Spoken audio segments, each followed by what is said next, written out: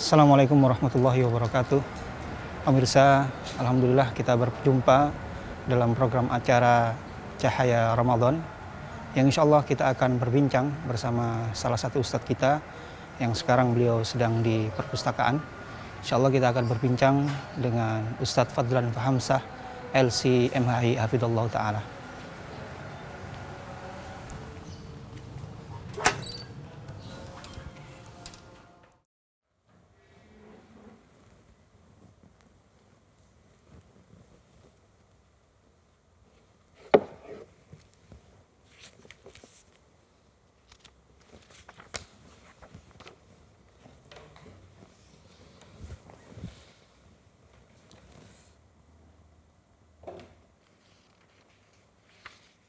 Assalamualaikum Ustaz.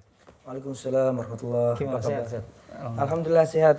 Lagi Gimana? sibuk apa Ustaz? Baca-baca terus Ustaz ini. Iya, ini kan kita Ramadan harus banyak-banyak murojaah. Masalah apa Ustaz yang dibaca? Ini kita lagi membaca tentang Ramadan dan doa. Ramadan dan doa. Apa hubungannya memang Ustaz? Kok Ramadan sama doa Ustaz? Iya, kalau kita lihat dari kitabnya para ulama bahwa Ramadan ini memiliki kedekatan dengan doa. Karena kalau kita lihat salah satu sabda dari Rasulullah SAW, beliau mengatakan, "Idza jaa syahrul Ramadan, futihat abwaabus sama." Jika telah datang bulan Ramadan, pintu langit dibuka. Para ulama menjelaskan pintu langit dibuka itu maknanya permohonan doa dari hamba, permohonan agar dikabulkan, permohonan untuk diampuni, itu dibuka lebar oleh Allah dan Allah pun menurunkan ijabah dari doa dari seorang hamba tersebut. Sehingga hadis tadi itu menunjukkan bagaimana kedekatan bulan Ramadan dengan doa.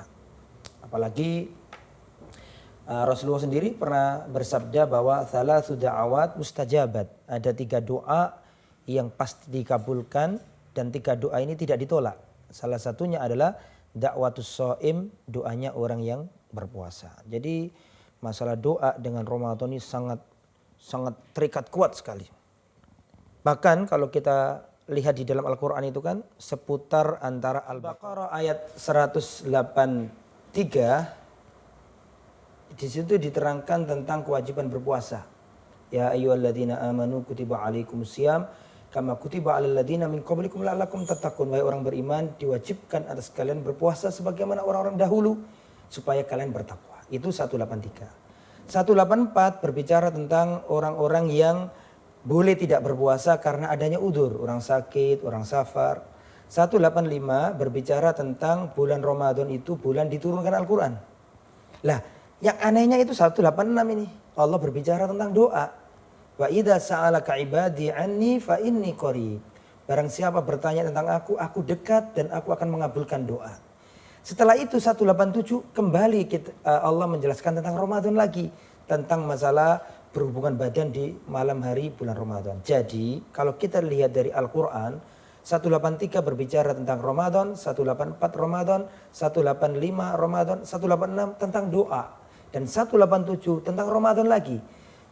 Ayat-ayat Al-Baqarah ini mengindikasikan kepada kita pentingnya doa sampai-sampai Allah menyelipkan ayat doa di sela-sela ayat Ramadan. Jadi ini menunjukkan keterikatan yang sangat antara bulan Ramadan dengan doa. Iya, jadi ada keterikatan yang Masya Allah sampai diselipkan di antara ayat-ayat Ramadan. Namun sebelum lebih lanjut Ustaz, fungsi daripada doa itu sendiri untuk kita umat Islam atau hubungan kita dengan Allah Subhanahu wa Ta'ala itu fungsinya sampai sejauh mana Ustaz? Iya, doa ini penting karena Rasulullah sendiri mengatakan ad-du'a'u ibadatun. Doa itu ibadah. Dikabulkan atau belum dikabulkan, orang berdoa saja itu sudah dicatat oleh Allah dan oleh para malaikat ya, bahwa itu menunjukkan satu kebaikan. Orang berdoa dinilai kebaikan. Diterima atau dikabulkan, belum dikabulkan, sudah dicatat sebagai kebaikan karena dia berdoa. Terlebih dari itu, Rasulullah sendiri mengatakan bahwa ma min muslimin yad'ullaha bida'watin laisa fihi ithmun wala qati'atu rahimin illa atahullah ihdatsats tsalatsah.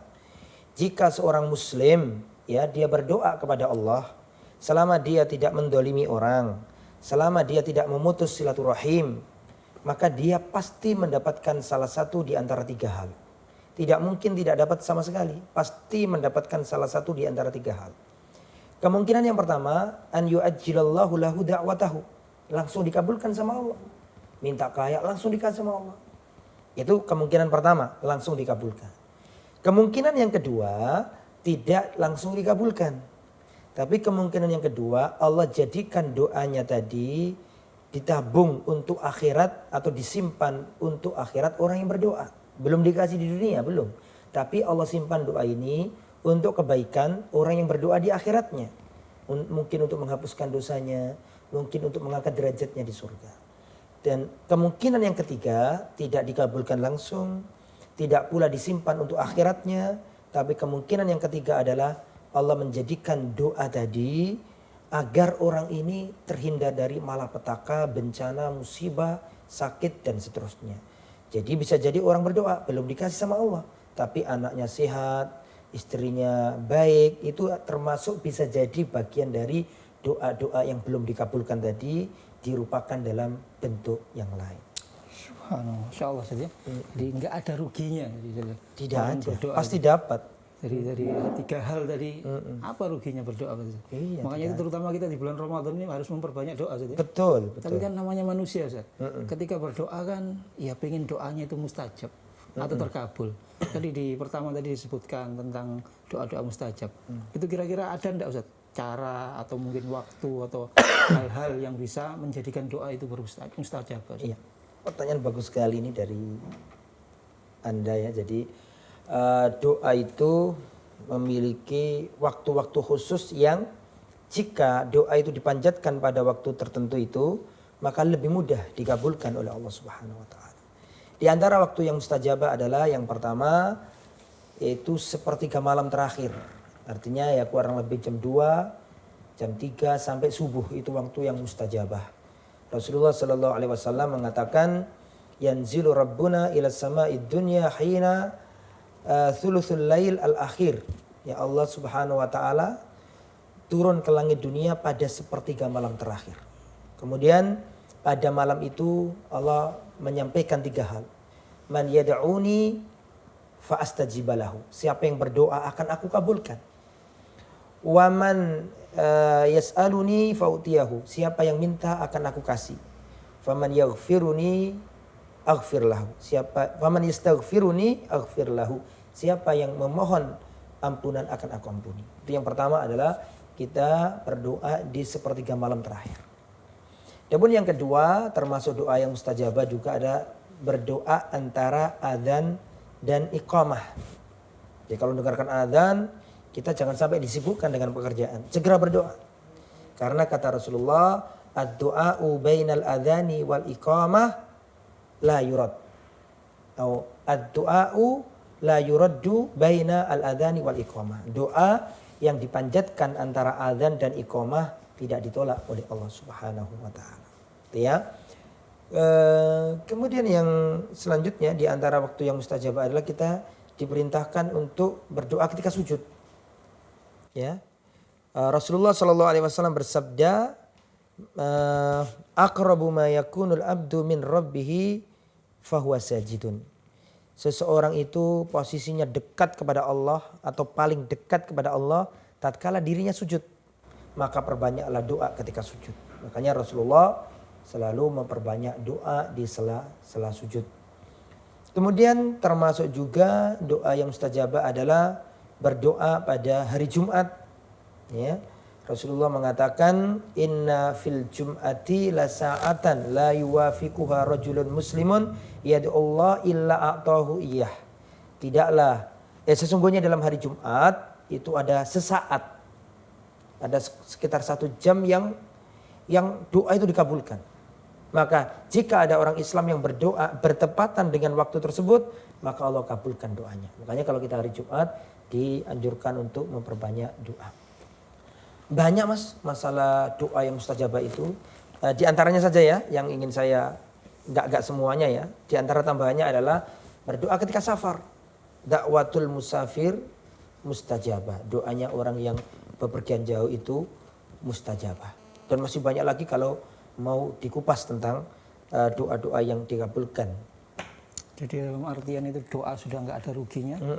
Terus habis itu doa terutama di bulan Ramadan ini adalah waktu-waktu kita beribadah kepada Allah, memperbanyak doa agar doa itu mustajabah. Jadi memang nggak ada rugi saja. Hubungannya erat. Waktu mustajabah terutama di bulan Ramadan tadi disebutkan beberapa hal yang mustajabah. Tapi yang namanya orang meminta, kayak kita mungkin meminta sesuatu kepada ayah kita. Nah ini kan kita minta kepada Sang Kholik, pencipta kita. Itu masa nggak ada etika ujuk-ujuk, meskipun waktunya mustajabah gitu Ustaz, masih nggak ada istilahnya etikanya atau adabnya, gimana itu Ustaz? Iya, Islam itu agama yang menjunjung tinggi adab. Jika kepada orang tua saja kita harus beradab, kepada rekan kerja kita harus beradab, apalagi kepada Sang Khalik yang menciptakan kita, maka kita harus beradab. Maka Rasulullah SAW mengajarkan kepada kita etika dan adab, tata krama sopan santun dalam berdoa kepada Sang Khalik, yaitu Allah Subhanahu wa taala. Para ulama menjelaskan adab yang pertama adalah ala toharotin, hendaklah seorang itu berdoa dalam keadaan suci. Meskipun ini bukan syarat ya, karena wanita haid, orang yang dalam keadaan hadas tetap boleh berdoa. Tetapi namanya adab itu kan lebih baik sezukyanya orang itu berdoa dalam kondisi suci, berwudu, syukur-syukur habis mandi, seger, lah itu lebih bagus ya, itu yang pertama. Kedua, dianjurkan untuk menghadap ke arah kiblat ketika berdoa. Ya sebagaimana Rasulullah yang dilakukan Rasulullah setelah sa'i, setelah di Sofa, di Marwah, di Mas'aril Haram, itu Rasulullah kalau berdoa menghadap ke kiblat. Ya. Kemudian nomor 3, di antara adab berdoa adalah hendaklah kita mengangkat tangan. Ya, pada tempat-tempat yang memang kita dibolehkan mengangkat tangan. Karena mengangkat tangan ini termasuk salah satu adab dalam berdoa. Ya, bahkan dalam hadis dikatakan Allah itu malu kalau ada hambanya yang mengangkat tangannya, kemudian Allah tidak memberinya, itu Allah malu. Kemudian yang nomor 3, ini penting sekali, sebelum kita berdoa nggak boleh langsung kita berdoa, ya Allah saya minta kaya. Nah itu nggak punya adab. Tapi pertama, yang keberapa tadi itu? Yang keberapa? Ketiga ya. Ketika maka kita harus memuji Allah dulu. Mungkin dengan tasbih, dengan hamdalah, dengan tahlil. Intinya memuji Allah. Alhamdulillah, wa syukrulillah. Atau Allahumma lakal hamdu wa lakas syukru. Intinya tentang pujian lah, Mas. Jadi ada mukadimahnya sebelum. Iya, tidak boleh ujuk-ujuk minta. Harus memuji Allah dulu. Setelah memuji Allah, berselawat kepada Nabi. Allahumma sholli ala Muhammad wa ala ali Muhammad. Karena Rasulullah mengatakan ad-du'a'u mahjubun hatta yusalla alaiyah. Atau hatta yusalla ala nabi. Ya, doa itu akan terdinding, terhalangi sampai dibacakan sholawat dulu. Jadi setelah saya ulangi dari awal ya, harus suci menghadap kiblat, kemudian mengangkat tangan, kemudian memuji Allah dulu, kemudian bersolat kepada Nabi. Yang nomor 6, hendaklah kita berdoa untuk diri kita dulu. Setelah diri kita, baru kita mendoakan orang tua kita, anak kita, dan seterusnya. Kemudian kita tidak boleh berputus asa dalam berdoa. Mungkin itu sekilas tentang masalah adab-adab dalam berdoa. Masya Allah Ustaz. Ya semoga di bulan Ramadan ini Ustaz, kita bisa memperbanyak doa kita. Amin, amin. Ilmu yang bermanfaat insya Allah Ustaz. Amin, jadi amin. bisa bekal buat kita di Ramadan ini. Amin. Dan semoga doa-doa kita dan kaum muslimin dikabulkan. Amin. Insya Allah. Ramadan yang berkah. Ya, syukur Ustaz atas ilmunya, berbagi Sama-sama. ilmu. Insya Allah bermanfaat bagi kita sebagai bekal di Ramadan. Amin. Dan doa-doa kita dikabulkan semua Ustaz.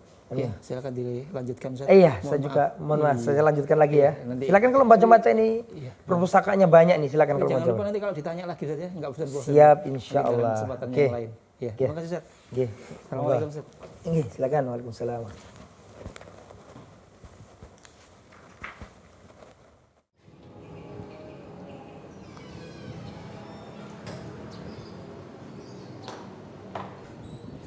Pemirsa, demikian tadi telah kita dengarkan bincang bersama Ustadz Fadlan Fahamsah berkaitan dengan materi doa dan Ramadan.